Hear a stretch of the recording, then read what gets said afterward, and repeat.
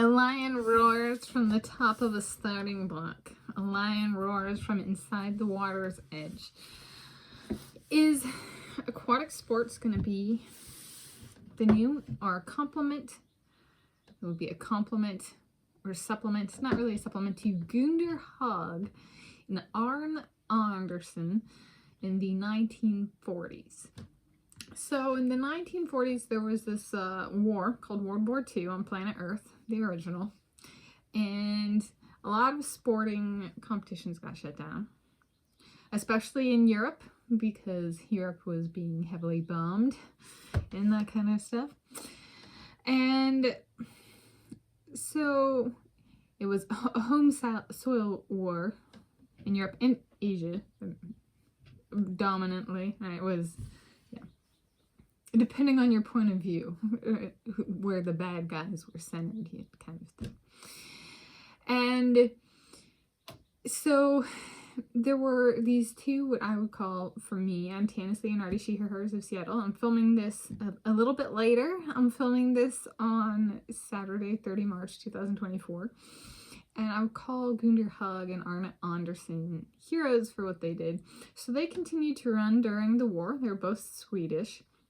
And they improved the 1 mile run world record during, not before, after. We're talking about the during World War II. So they did not let the political landscape of the world dictate the progress and excellence in sports. So that's truly spectacular.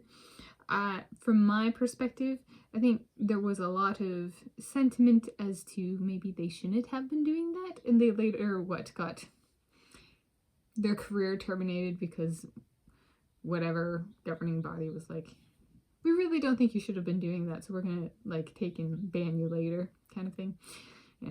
The Scandinavians have a tendency of getting banned, including these Swedes, the Russians, the Norwegians, the Finns. It's an ethnic group typically targeted in sports, and historically speaking and currently speaking, some things ethnic discrimination does not change. And I am part Norwegian, and so in possibly part Swedish and Russian, but that's way far away in the family tree, so Norwegian. And so it doesn't mean that those Russians and Swedes are not important, just Norwegian. Old Norse and before by origins, kind of thing. A quarter or more. So I'm a bit of I consider what they did heroic.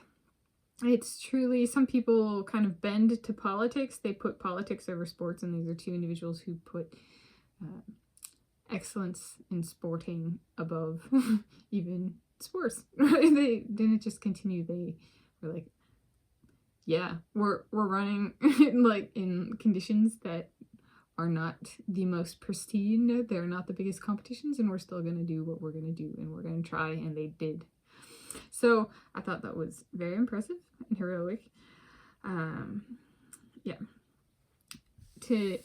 Not answer to the warscape of the time, kind of thing.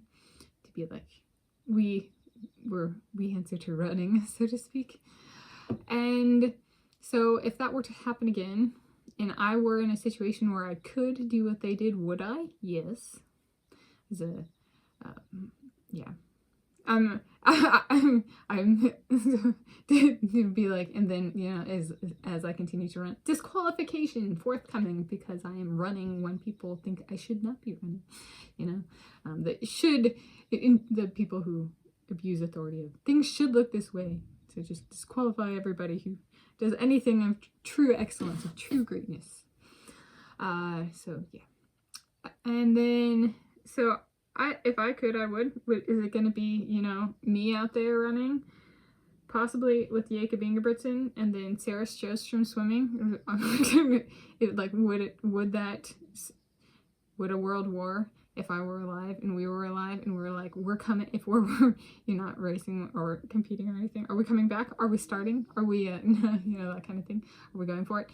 And then maybe Bjorn Seeliger swims with Sarah Sjostrom, and maybe Leon Marchand swims. Like, are we gonna make, and like, what about Africa? What about Usain Bolt? That's not quite Africa, but like that's by way, you know, okay, you know, like, is it gonna just be 2 Swedes again, or is there gonna be more people dedicated to sporting excellence? Which is kind of, I don't know. I feel like if there was a should, that's kind of, if one really values sport, wouldn't that be the should, not the they shouldn't compete? They shouldn't compete is the political perspective, not the sporting perspective. So, yeah. That's my take on that. On Gunder Hägg and Arne Andersson improving the 1 mile run world record during World War II.